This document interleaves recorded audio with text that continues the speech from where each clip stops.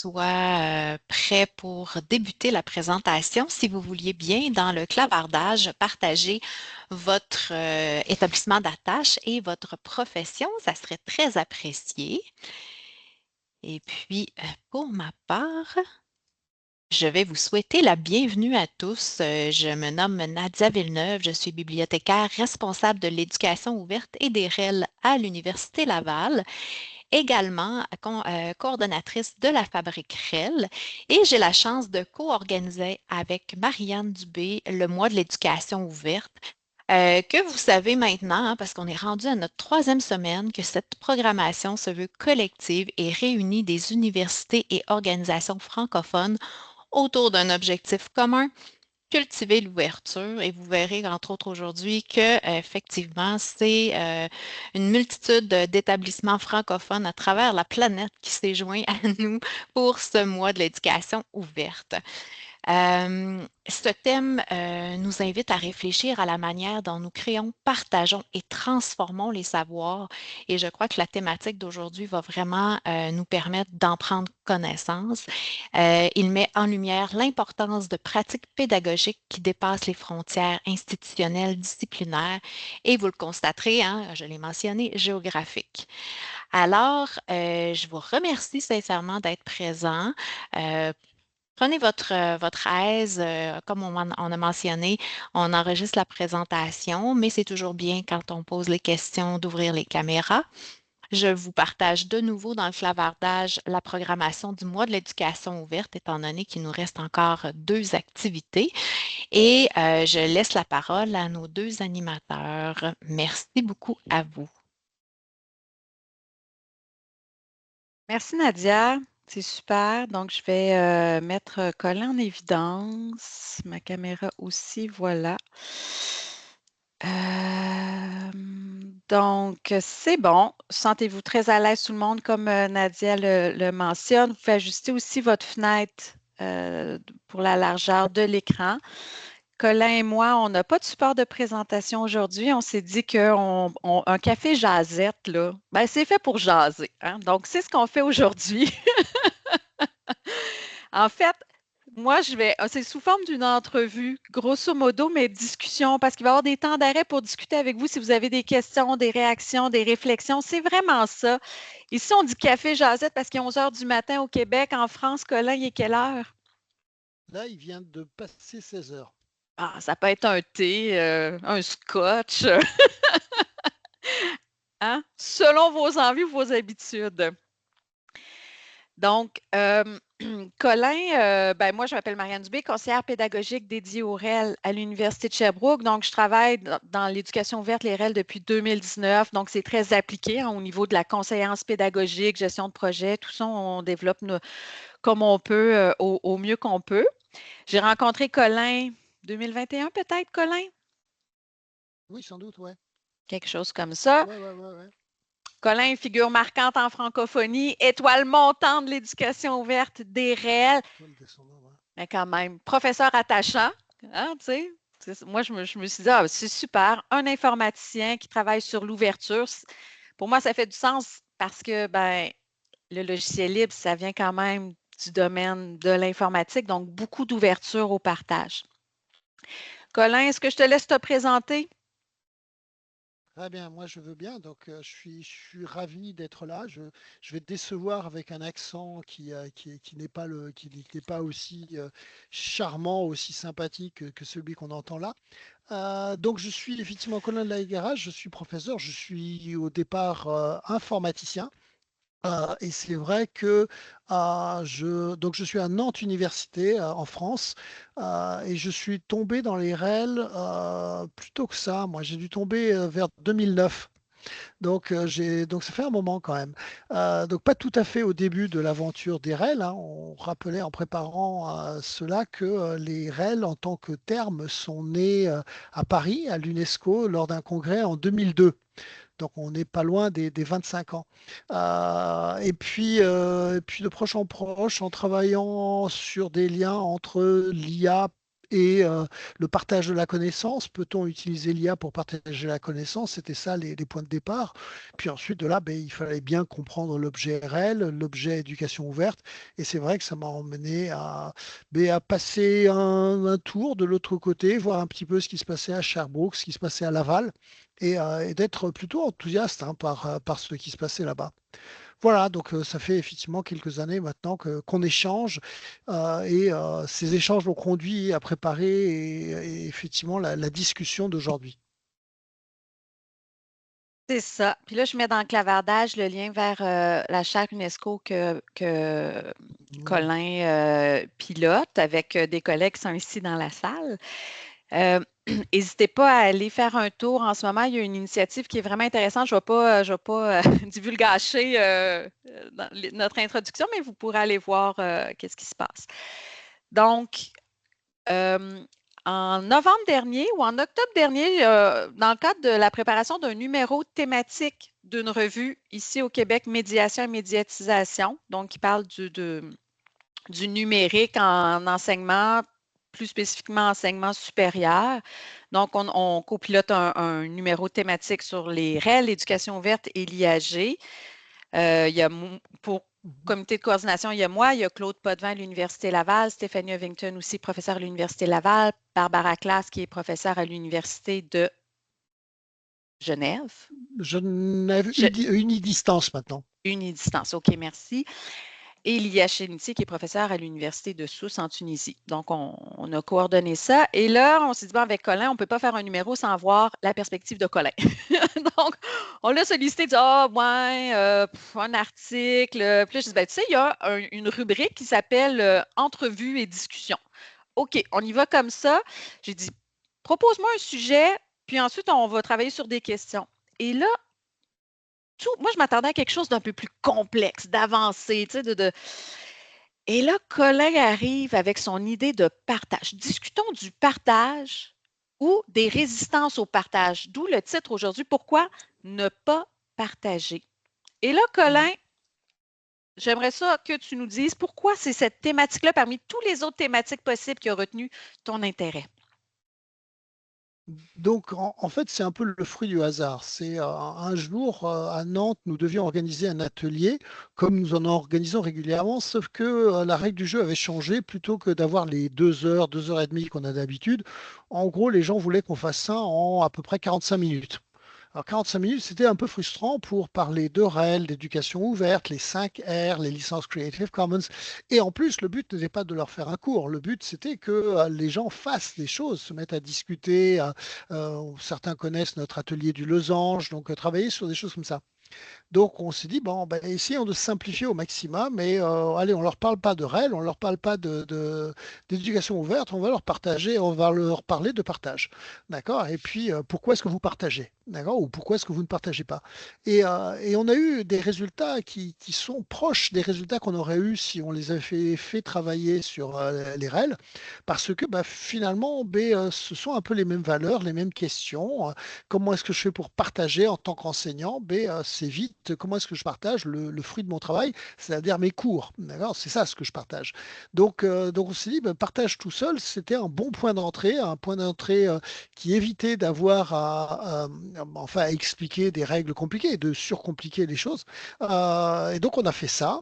Et puis ensuite, en faisant cela, eh ben, effectivement, des questions se posaient qui était que quand vous interrogez des gens, vous leur dites, ben, vous êtes enseignant, très bien, qui a choisi ce métier pour partager? Et puis tout le monde lève la main.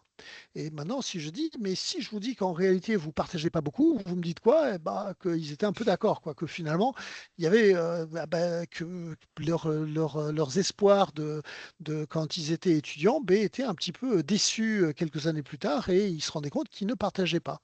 Et donc la question, c'est pourquoi est-ce qu'on ne partage pas alors que finalement, on a envie de le faire? Et donc c'est ça le début de la réflexion, de l'aventure vers pourquoi est-ce que c'est si compliqué que ça de partager? Qu'est-ce qui fait que malgré le fait que finalement, ben, on est conçu, on est construit en tant qu'enseignant pour partager, mais pourquoi est-ce qu'on ne le fait pas? C'est super intéressant d'aborder les réels par une porte toute simple, hein, ou un concept tout simple, celui du partage, parce qu'en fait, c'est vrai que c'est central. Puis là, tu as mentionné, mais alors pourquoi on ne le fait pas d'emblée? Fait que j'imagine que tu as été en mesure d'identifier certains freins ou des contradictions, là. Qu'est-ce qui explique en fait le fait qu'on ne soit pas capable ou que ce soit pas inné un partage élargi? Donc, donc là, il faut que, que je fasse le lien avec un petit peu ce qu'on est en train de faire à la chaire en ce moment, qui est que bah, cette idée sur laquelle bah, j'ai réfléchi avec toi en octobre, malgré tout, je me suis dit que c'est tellement intéressant comme problème qu'on va le mettre sur la place publique et on va demander à la communauté en général de réfléchir. Donc, on a réussi à la lister 16 obstacles. Alors, je ne suis pas sûr qu'on les regarde tous aujourd'hui. En plus, peut-être qu'il y en a d'autres que je n'ai pas du tout envie de répéter des choses qui vont avoir été écrites sur le blog de la chaire, mais ces 16 obstacles, on les a mis en partage, justement, en train de demander à des gens, à des collègues, dont je vois un certain nombre de collègues, toi la première, d'accord, qui ont participé à l'opération et qui ont écrit des articles, non pas des articles scientifiques, mais des articles de blog. Alors la différence, elle mériterait d'être discutée, mais disons c'est quand même un peu plus léger, c'est un peu plus facile, plus rapide à lire. Et donc ces 16 obstacles au partage, on les a déjà regardés. Alors néanmoins, parmi ces 16 obstacles au partage, quand on avait discuté ensemble, Marianne, il y en avait qui étaient apparus un petit peu rapidement. Un des premiers, c'est que, en gros, même si on est formaté ou qu'on a envie de partager, bah, tout nous pousse, surtout dans le milieu universitaire, à non pas partager, mais à être en compétition. Alors, quelque part, depuis un moment, on nous explique qu'il y a le classement ceci, le classement cela. Peut-être juste pour nous mettre la pression et pour nous faire travailler un petit peu plus, on est supposé être en compétition. Et la compétition, elle est réelle, elle n'est pas juste quelque chose qui est inventé. On est en compétition lorsque on envoie un article à une conférence, tous les articles ne seront pas sélectionnés, seulement certains. Alors, c'est peut-être pas un concours, c'est peut-être pas 50 articles, ça peut être 51 ou 52. Mais malgré tout, on subit une espèce de compétition là-dessus. Quand on demande des financements, et on en a énormément besoin pour tous nos projets, mais on est aussi en compétition. Et puis individuellement, hein, les carrières des enseignants et des chercheurs, mais les carrières des enseignants aussi, ça commence par un concours, ça commence par qui va être pris pour occuper le poste. Donc, quelque part, la compétition semble finalement organiser le travail de l'enseignant beaucoup plus que la collaboration. Alors, ça ne veut pas dire qu'on ne collabore pas, mais ça veut dire qu'il y a une ambiguïté quelque part qu'il faut réussir à digérer, qu'il faut réussir à régler. Et c'est pas facile, hein, parce que au quotidien, les situations de compétition, elles continuent. C'est une chose qui étonne toujours les gens quand on dit qu'à l'université, on est évalué, on est finalement en compétition jusqu'à la fin de sa carrière. C'est pas juste un truc du début de la carrière pour pouvoir trouver un poste et après, finalement, on peut travailler sereinement. Non, non, la compétition, elle continue et elle évolue tout le temps. Donc là, il y a vraiment un premier enjeu qui est important. Euh, on avait identifié un deuxième aspect qui revient souvent dans les discussions qu'on a avec les enseignants quand ils nous expliquent pourquoi ils ne partagent pas. Ils pensent que les gens qui partagent sont en réalité naïfs. C'est-à-dire, c'est des gens qui vont se faire avoir, vont se faire voler leurs ressources. Et là, on a des articles absolument superbes sur le blog cette année, en particulier Pierre-Antoine Gouraud qui fait la comparaison avec Gollum. Vous vous rappelez Gollum du Seigneur des Anneaux qui ne veut pas se faire voler son anneau. Donc on est un peu comme ça et on connaît des enseignants qui ont l'impression que leur cours va être volé par typiquement une école privée. Alors ça c'est dans les, on va dire en France en tout cas, c'est des gens qui vont essayer de gagner de l'argent, donc un cours sur lequel nous, on ne voit aucune valeur réelle monétaire, mais on est persuadé que quelqu'un va pouvoir s'en saisir et gagner beaucoup d'argent si on le partage comme ça. Donc là, il y a une naïveté qui est que je veux bien partager, mais en réalité, je veux savoir avec qui je partage. C'est-à-dire, je ne veux pas partager avec tout le monde, je veux partager avec des gens que j'aime bien. Alors quand on explique, c'est compliqué, ça veut dire pas partager, parce que les gens vont devoir venir te demander avant de savoir si tu veux partager. Donc c'est quand même un petit peu gênant. Alors je me souviens d'exemples. Ça peut être, je veux bien partager, mais avec des gens de l'université, pas des gens de l'extérieur. On peut imaginer qu'il y a des pays avec lesquels aujourd'hui, pour telle ou telle raison, on n'a pas envie de partager. Je ne suis pas sûr que les mécanismes de partage entre vous et vos voisins du Sud, là au Canada, ça se passerait très, très bien en ce moment si on demandait aux uns et aux autres de partager. Voilà, non, mais je rigole, mais donc, quelque part, les gens ont envie de dire je veux bien partager, mais ça dépend avec qui. Alors, bien entendu, en fait, c'est pas ça l'ouvert. Ça, c'est juste ce qu'on avait avant, puisqu'on avait toujours la possibilité avant d'envoyer un mail à un collègue en train de dire est-ce que je peux réutiliser ton cours? Donc, finalement, c'est juste dire je ne suis pas pour l'ouvert. Euh, alors, à noter quand même que là-dessus, il y a eu des initiatives hein, pendant le passé de gens qui ont essayé de trouver des solutions à ça, c'est-à-dire un petit peu ce que moi j'appelle la porte à moitié ouverte, c'est-à-dire je veux bien être à moitié ouvert, c'est-à-dire ouvert mais juste à moitié. Donc, je sais que c'était au Canada où il y avait eu à un moment donné un des États, je crois que c'était l'Alberta, qui a voulu faire une licence ouverte au niveau de l'État. C'est-à-dire que dans l'État, tout le monde pouvait effectivement partager, mais si vous étiez dans l'État d'à côté, eh ben, il fallait demander l'autorisation. Alors, bien entendu, ça s'est cassé la figure parce qu'au bout d'un moment, ben, les uns et les autres disaient, ben ouais, mais en réalité, je suis juste à la frontière, donc j'ai besoin de partager avec les gens qui sont de l'autre côté. Alors, la bonne nouvelle, c'est que, et ça sera peut-être quelque chose à conserver comme leçon générale, c'est que ces solutions à moitié ouvertes, il y a ça, il y a d'autres mécanismes hein, où on a envie de partager, mais un peu, mais utiliser des licences qui finalement protégeraient beaucoup plus. Euh, Souvent, ça conduit quand même à partager après. C'est-à-dire, souvent, c'est juste le démarrage dans un chemin. C'est-à-dire, je me mets à partager en mettant des conditions au partage, puis un petit peu, une fois que j'ai commencé, ben, je me rends compte que mes conditions, bah, finalement, elles sont innécessaires.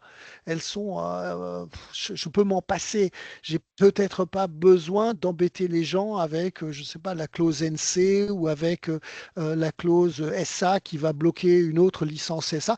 Donc, petit à petit, les gens ben, parcourent le chemin de l'ouvert pour enlever des clauses et puis ensuite dire bah, finalement partager, c'est juste dire tiens, voilà mes notes de cours, voilà mon cours et tu peux t'en resservir. Voilà.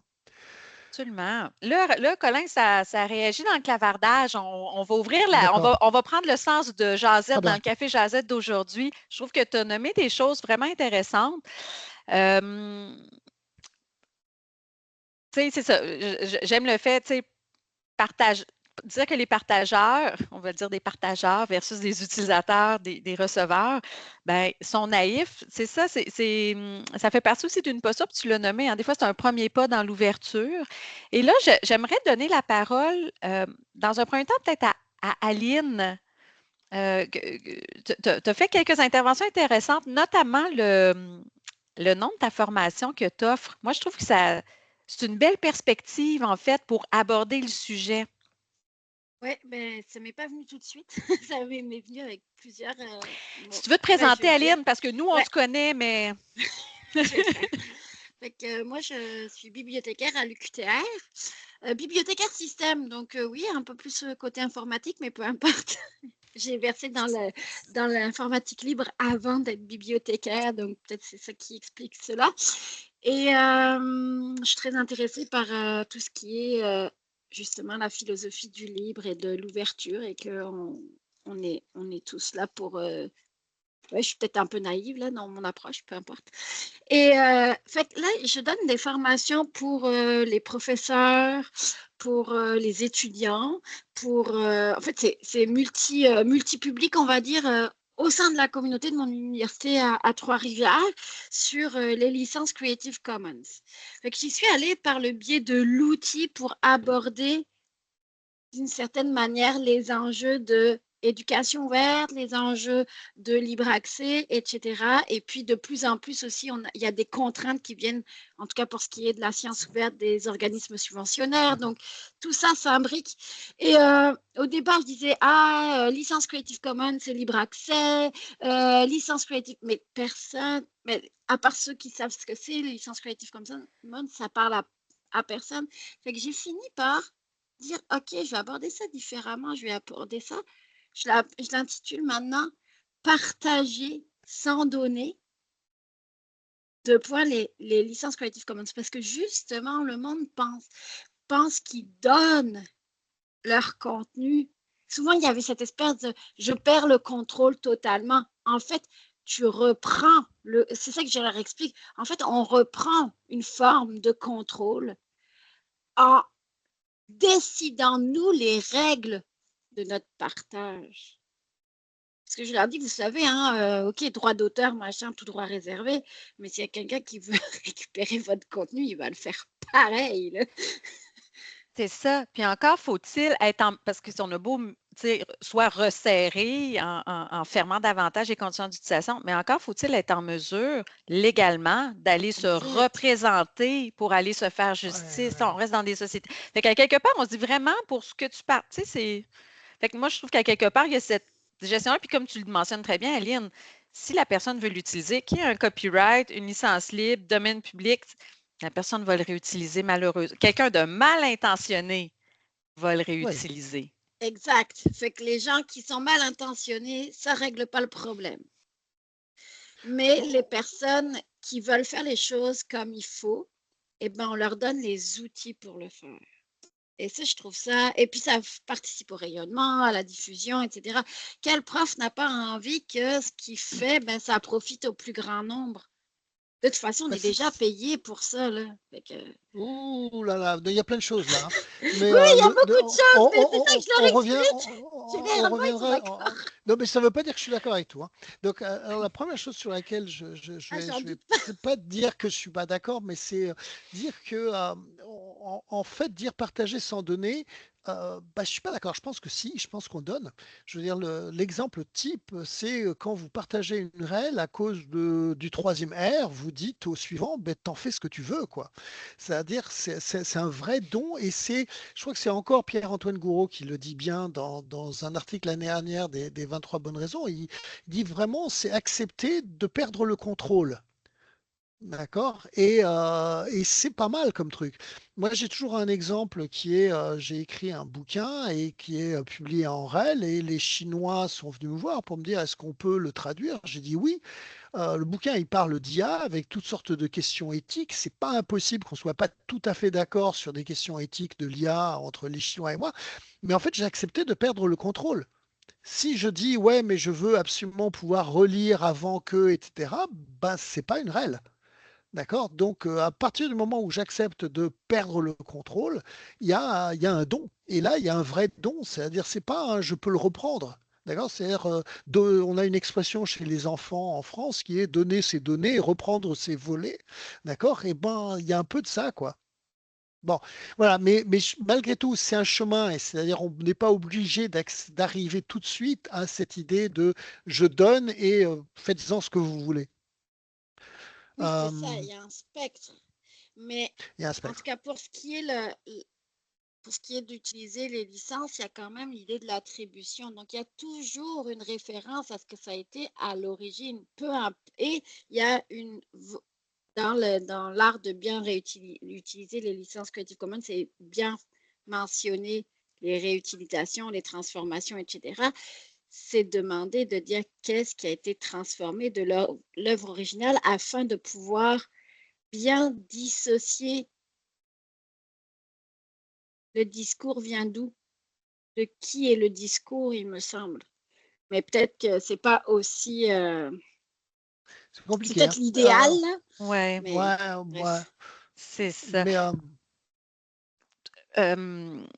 Ben, c'est comme moi, ce que je trouve intéressant, ce que Colin apporte aussi, c'est la notion des versions dérivées, perdre le contrôle des versions dérivées. Mais ma production initiale à moi reste quand même la mienne. Les versions dérivées sont des versions qui ne m'appartiennent pas, pour lesquelles je n'ai pas de propriété intellectuelle, mais je dois être citée comme source primaire. Puis ensuite, ça reconnaît aussi, là, ça m'amène vers un deuxième jalon de discussion.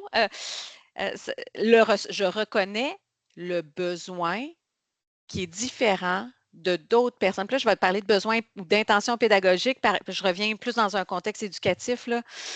Par exemple, mon support d'enseignement en mathématiques, je permets à d'autres personnes de l'adapter parce que je reconnais que d'autres personnes ont des besoins valables, concrets et pertinents qui sont différents des miens. Parce que ce que j'ai créé n'est peut-être pas le summum de l'art et l'aboutissement d'une connaissance. Ça, je trouve ça intéressant, les versions. Puis, en fait, là, Colin, je t'amène sur une autre question. On a parlé, donc, on apporte le spectre du receveur ou de l'utilisateur dans une relation de partage. On le dit, c'est une relation. Donc, des fois, on ne sait pas à qui que ça va bénéficier, ce partage-là. Donc, comment cette relation-là ou responsabilité-là peut vivre? Comment tu penses que dans le discours du partage, on peut exploiter ce filon-là? Donc, d'abord, le mot relation est fort. Et c'est vrai que on n'est pas des machines et le fait qu'on ait des supports numériques ne doit pas nous faire perdre de vue que d'un côté, il y a un être humain et de l'autre côté, il y a un autre être humain. Donc, c'est vrai que quand on met en partage quelque chose, en réalité, il n'y a pas à demander. Et c'est bien ce que veut dire la licence. C'est tu prends et tu n'es pas obligé de m'en demander. Mais en fait, si on veut que le système fonctionne, mais fonctionne vraiment, c'est pas juste techniquement, ben, il faut se dire que ça a du sens que ces deux entités, d'une certaine manière, se respectent et se connaissent. J'aime donner l'exemple de nous en tant que parents, quand on a deux enfants et que on dit à l'un de partager ses jouets, on dit à l'autre de dire merci. D'accord? C'est-à-dire que les deux vont de pair. Et si quelque part il y a juste t'apprends à partager et t'apprends pas à dire merci, ben en fait le système se casse la figure assez vite. Et là on n'est pas si bon que ça. C'est-à-dire que là on a vraiment un gros travail à faire.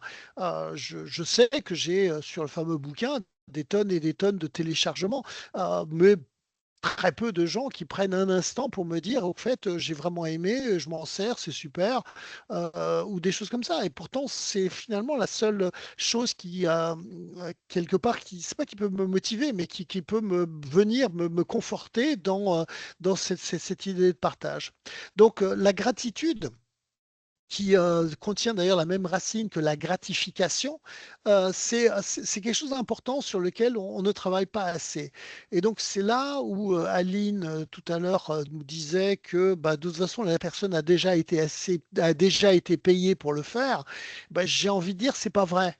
D'accord? La personne a été payée pour écrire un cours, la personne a été payée pour faire ce cours, la personne n'a pas été payée pour fignoler, mettre au propre, partager, accepter les critiques, accepter le passage devant le public, accepter de recorriger quand il y a des gens qui viennent l'embêter parce que il y a des fautes quelque part ou il y a des choses.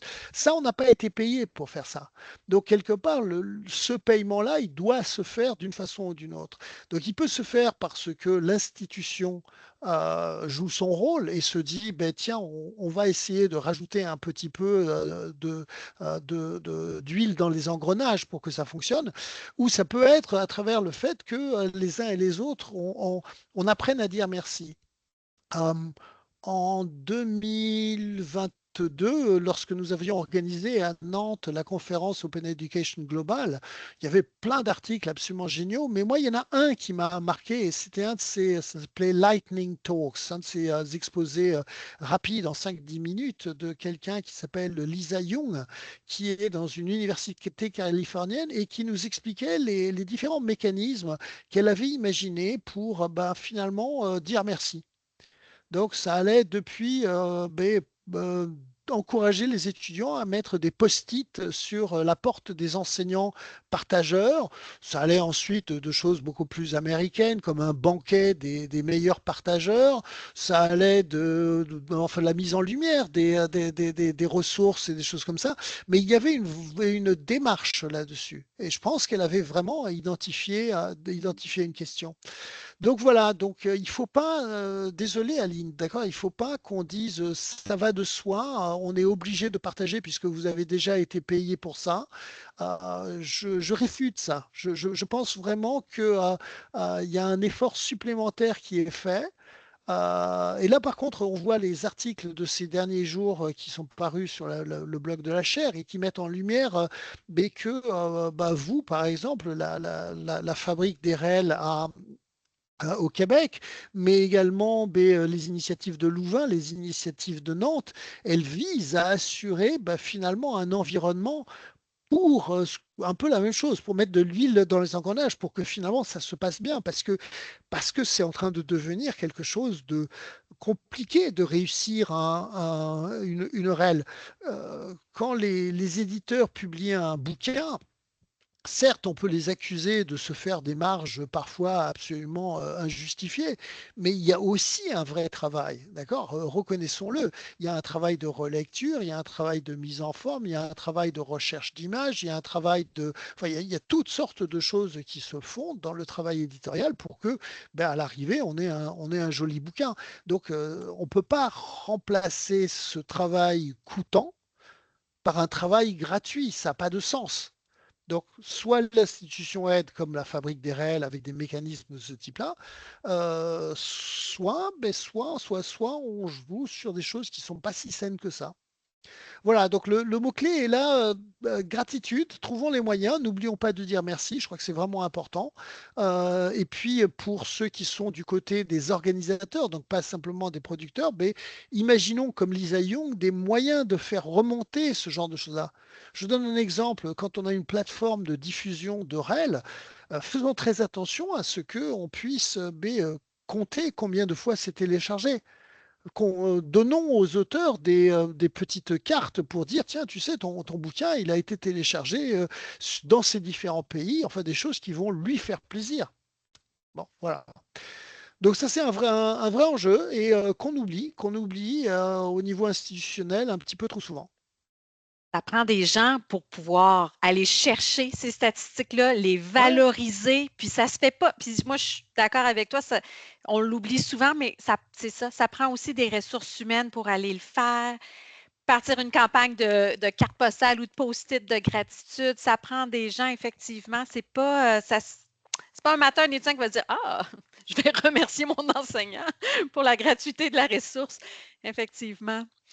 Colin, il y a beaucoup de choses qui ont été dites. Je trouve ça vraiment intéressant.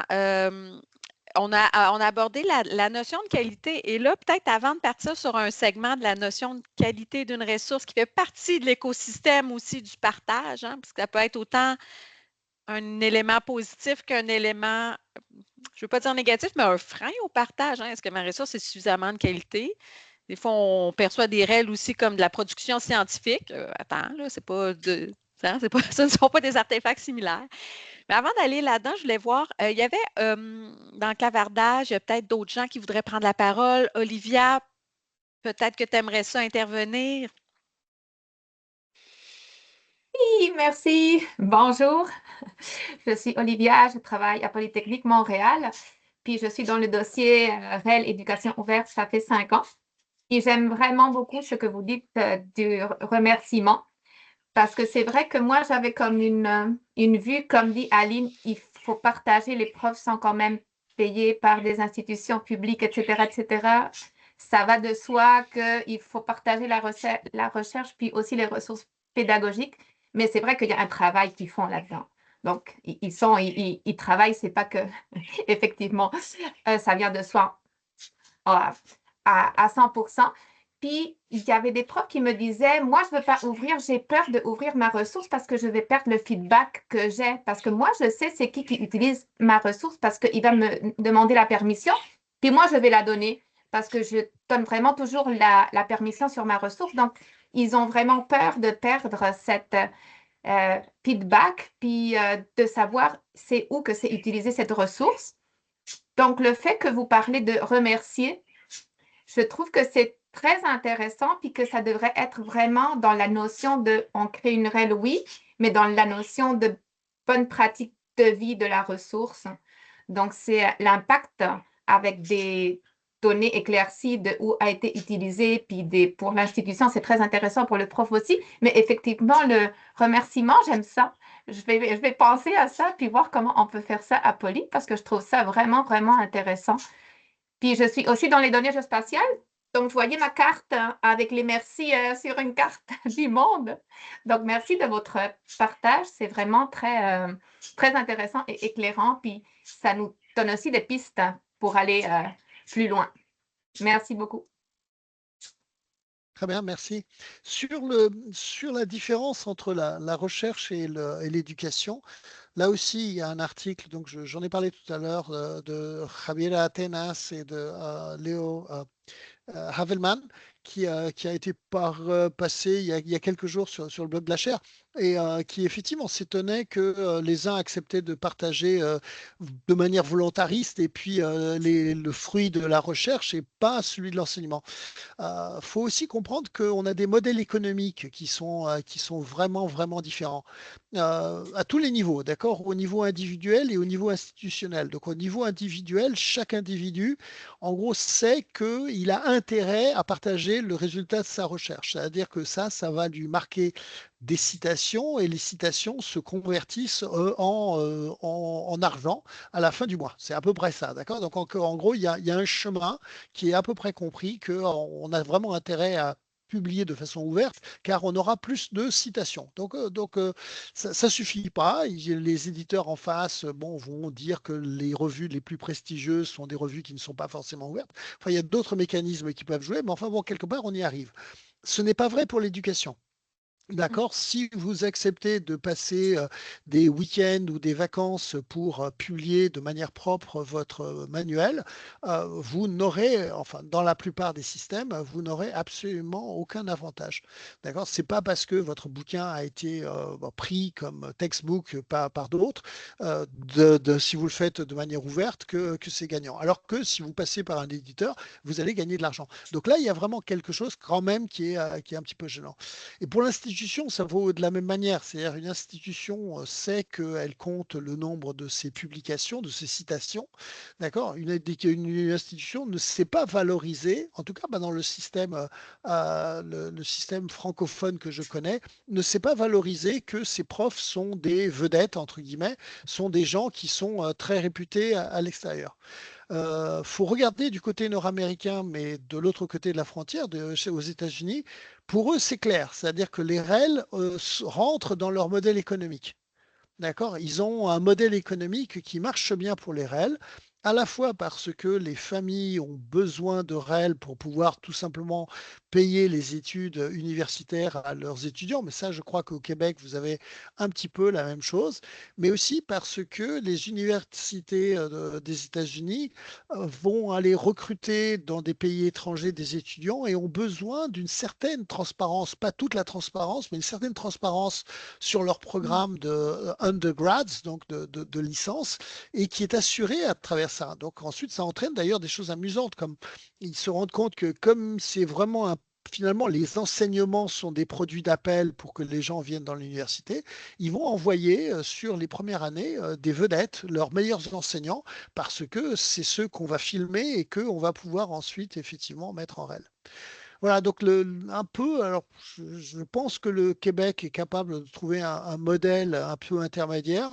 En France, on a beaucoup de mal à trouver un modèle économique un petit peu dans lequel tout fit, tout rentre bien. Ouais, ben, c'est aussi, moi, je viens de terminer un projet pilote ici à l'Université de Sherbrooke où est-ce que j'ai invité différents programmes, 4 programmes de 4 disciplines différentes à analyser pas que la facture étudiante concernant l'achat des ressources, mais aussi les caractéristiques des ressources qui sont mises à disposition. Donc, combien ça coûte pour un étudiant? Ensuite, est-ce que c'est en français ou en anglais? Est-ce que c'est contextualisé au Québec ou est-ce que ça vient d'un autre pays francophone? et aussi le pourcentage d'utilisation de la ressource. Moi, je n'ai rien contre le fait d'acheter une ressource si elle convient parfaitement à l'objectif d'apprentissage et qu'elle est exploitée à un pourcentage satisfaisant. Parce que en développement durable, production, consommation responsable de savoir, de ressources, mais là, on passe à côté l'objectif de développement durable numéro 12. Là. Si je fais acheter un livre à 100 on l'utilise à, là, on a vu dans le projet pilote, à 5 un manuel qui était acheté à 244 utilisé à 5 ça. Et la personne qui a donné ces statistiques-là, ça l'a ouvert une discussion parce que ben moi, je m'en étais même pas rendu compte à quel point j'exploitais peu cette ressource-là parce que ça reste dans le plan de cours, ça change, puis finalement, elle dit, ben, je vais prendre une action. Donc, juste de s'en rendre compte, ça, c'est une démarche qui peut être intéressante, favorable, pas qu'au réel, mais je pense qu'à l'éducation ouverte à plus haut niveau. Mais le discours unique des États-Unis financier, pour nous au Québec, ce n'est pas suffisant nécessairement. Il faut aller plus largement aussi. Là. Ouais. Mais vous, c'est parce qu'en France, c'est vraiment faible, là, la facture étudiante pour l'achat des ressources. Est-ce que je me trompe? Oui, alors nous, on a un système un petit peu plus enfin un petit peu différent. Donc, dans les études secondaires, les livres sont achetés le plus souvent par les collectivités locales. Donc, on a les régions, les conseils généraux, les mairies qui vont acheter les livres, donnant une fausse impression de gratuité. C'est-à-dire que c'est gratuit pour les familles, mais en fait, ils le C'est un payent à travers changement de leurs coût, impôts. là. D'accord, voilà, c'est tout. Hein, c'est juste un changement de coût. Mais cette impression de gratuité fait que à l'université où il n'y a plus vraiment quelqu'un pour payer, eh ben, on ne peut pas. Quand on dit tiens, vous devez acheter un livre, bah, ça marche pas, quoi. Comment ça? On n'a jamais acheté le livre.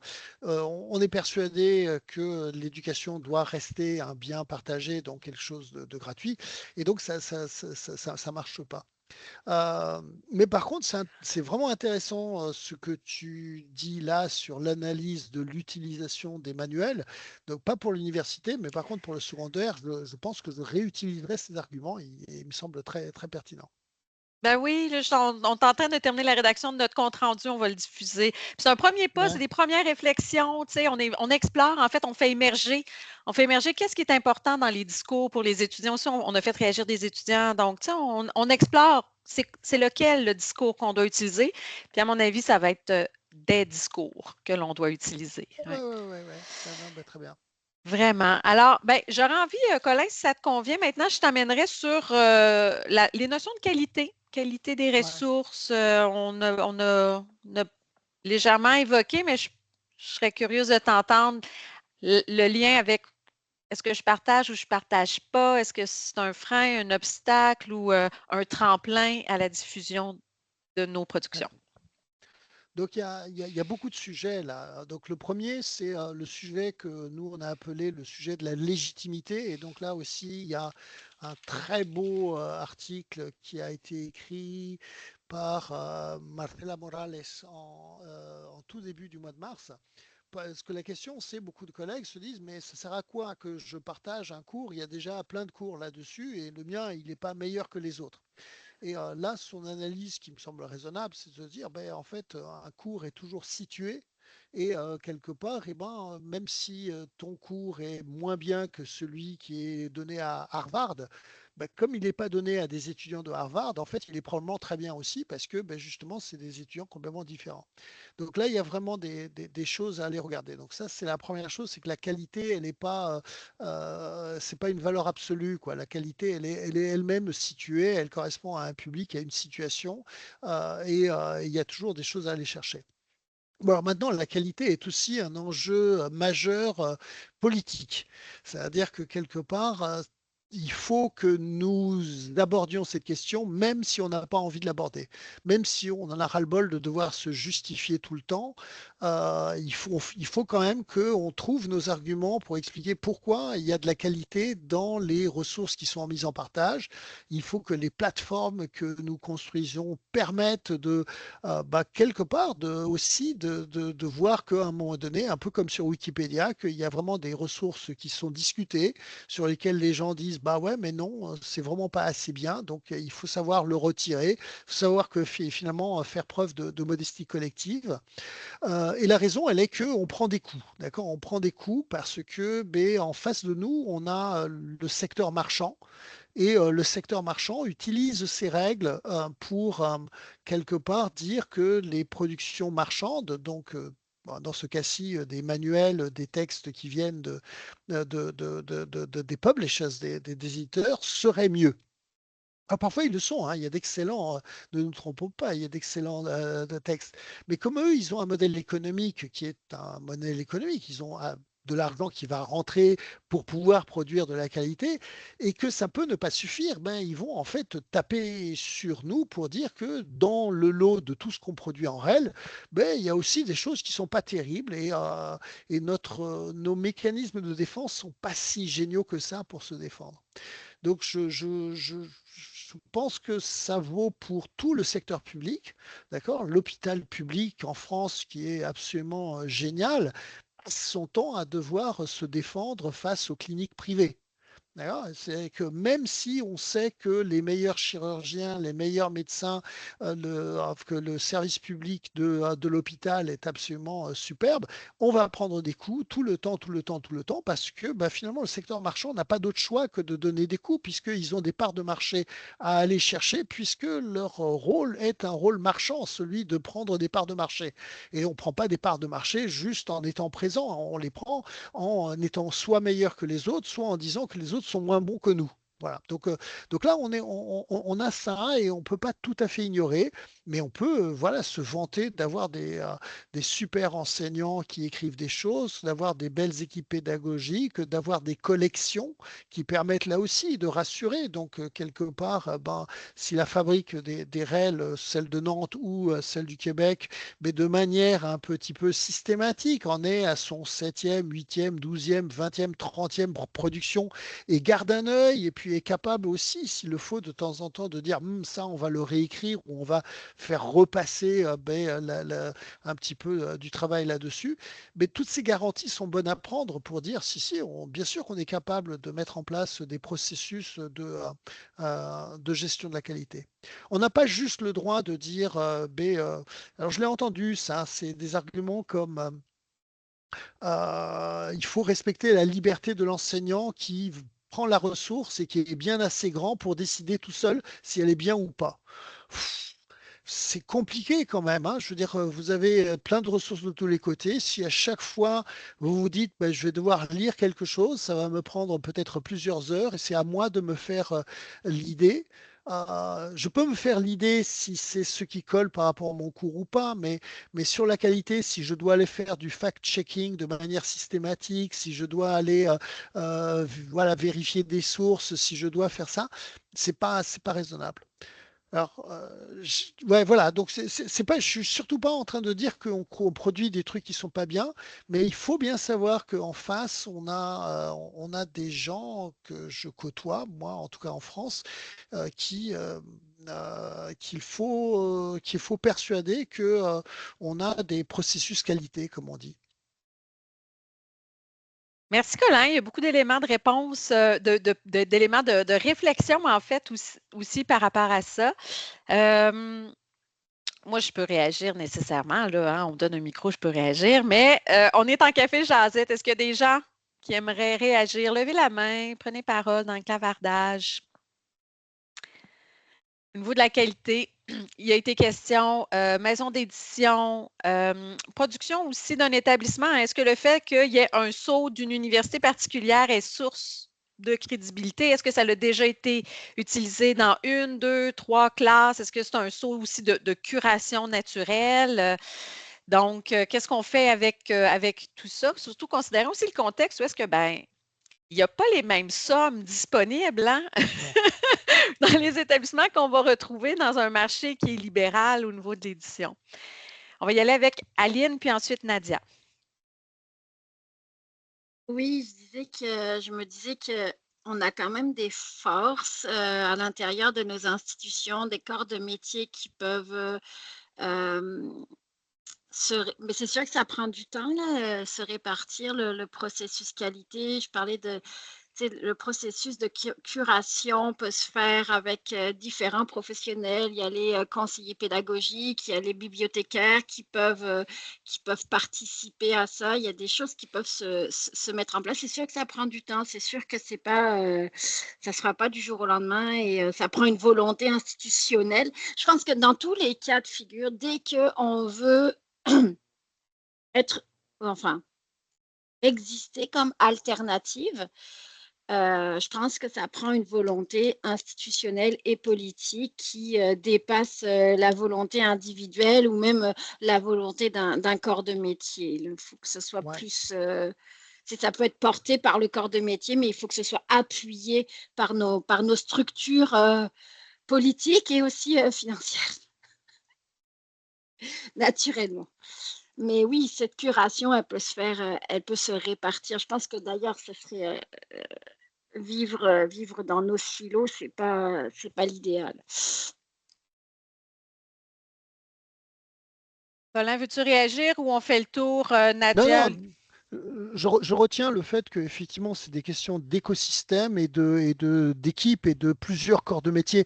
Si peut-être juste là, c'est aussi quelque chose qu'on a noté sur la série d'articles qu'on est en train de publier en ce moment, c'est comment, et bon, l'effort qui a été consenti par Marianne, par Sophie et par d'autres, ça a bien été de montrer comment c'est devenu, finalement, on est en train de devenir professionnel, quoi. C'est-à-dire que quelque part, l'AREL, elle pouvait être produite avant par un prof dans son coin, d'accord? Aujourd'hui, ça marche plus du tout comme ça.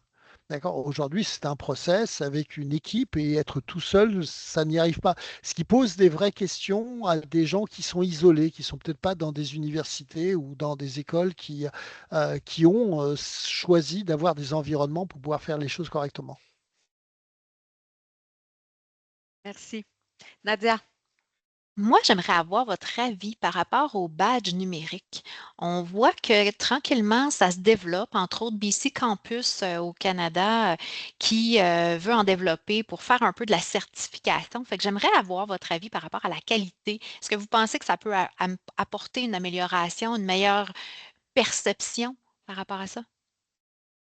Il y a toujours des dangers dans ce genre de choses-là, mais d'abord, c'est mieux que rien. C'est-à-dire, et puis que des gens aient le droit de donner leur avis, malgré tout, ça va plutôt dans le bon sens. C'est plutôt ouvert, ça.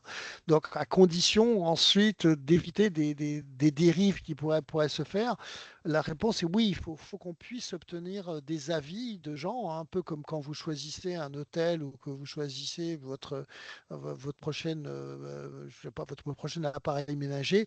Vous allez regarder des avis et puis c'est assez logique de le regarder. Donc, si on est capable de gérer ce genre de transparence, je suis pour. En tout cas, je suis beaucoup plus pour que par rapport à d'autres anciens systèmes un peu vétustes où on avait des rapporteurs, des gens un petit peu qui allaient regarder tout un textbook, tout un truc pour donner un avis, pour que, enfin voilà, ce genre de choses très officielles ne va pas fonctionner.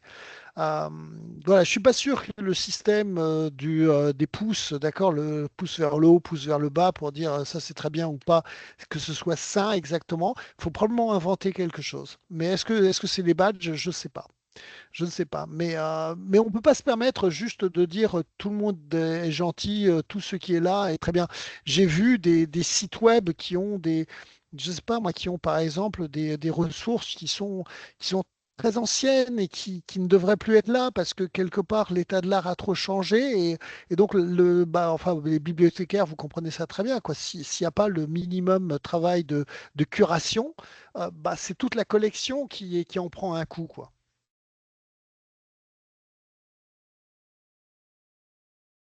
Olivia, tu peux y aller. Oui, merci. Une petite question. Moi, j'essaye aussi en ce moment de valoriser les savoirs étudiants à l'intérieur des cours. Donc, je me dis, c'est très intéressant de voir comment les étudiants reçoivent une ressource qu'un prof a créée. Donc, comment voyez-vous, pas l'utilisation, mais l'utilisation entre guillemets des étudiants, comment eux, ils vont recevoir la ressource, est-ce que c'est intéressant pour leur cours, est-ce qu'ils ont appris bien, etc., pour pouvoir améliorer la ressource avec le prof. Donc, moi, je suis toujours impressionné quand les gens font ça bien. Et là, ben, j'ai des experts, quoi. Vous, à la Fabrique des Rels, bon, la première fois que je vous ai vu, pardon, que vous avez cherché à me convaincre ou à m'expliquer comment ça fonctionnait et comment des étudiants étaient associés à des projets de Rel, bah, j'ai été enthousiaste parce que ça, pour l'instant, nous, en France, on ne sait pas vraiment faire. Alors, il y a des exceptions. Je veux dire du bien d'un de mes collègues, Reynald Séveno, à Nantes Université qui fait fabriquer des règles par ses étudiants en maths ou en logique. Et c'est génial, quand on discute avec les élèves, enfin les étudiants, c'est dans ce cas-ci, on voit qu'ils sont convaincus, c'est-à-dire qu'on apprend en faisant.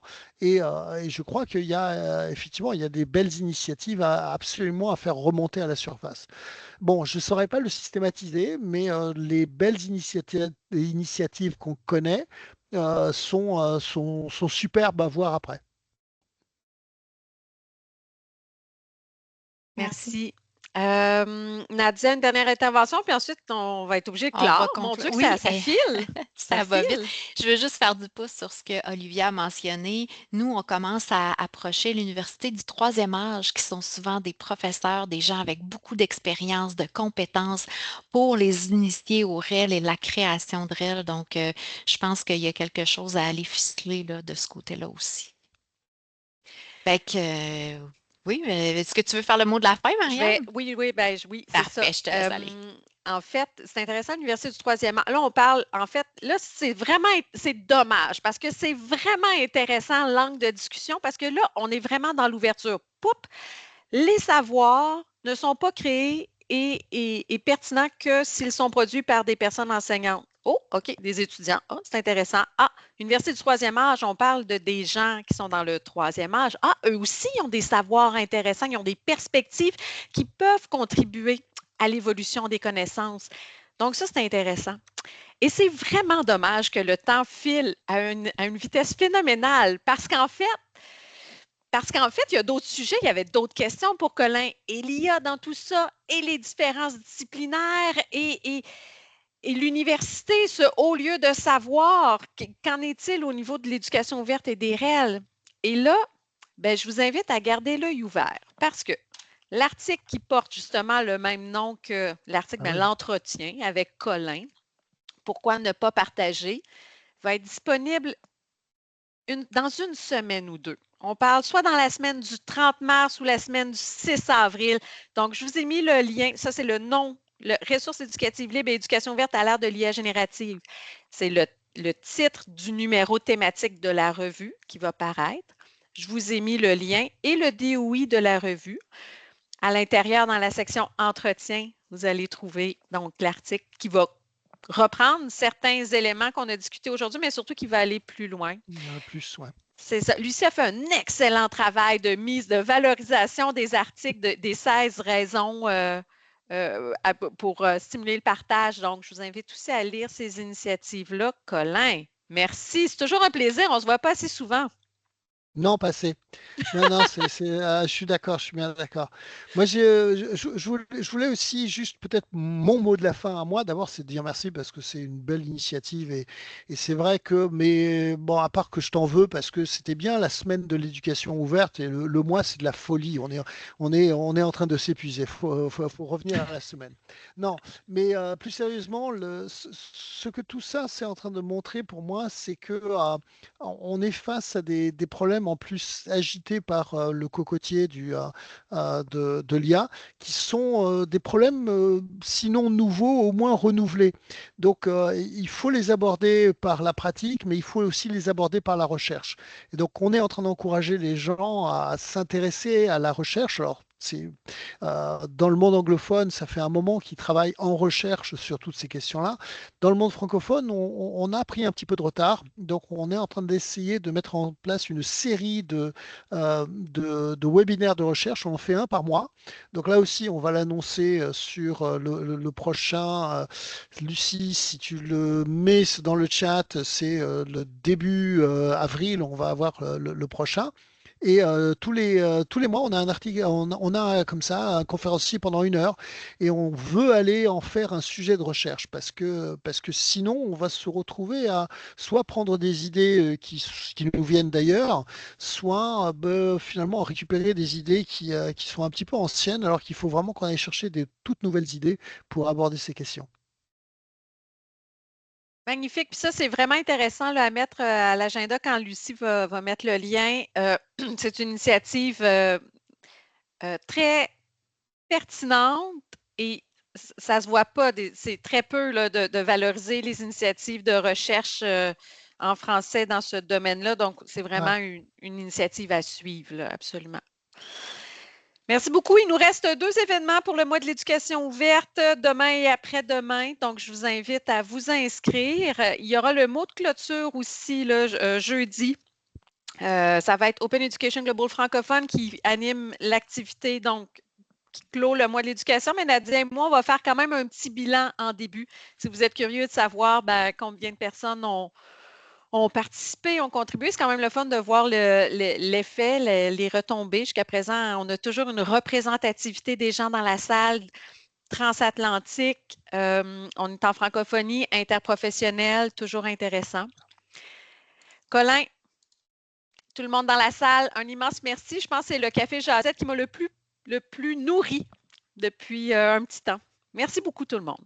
Merci. Merci à vous. Merci aussi. À Bonne bientôt. journée.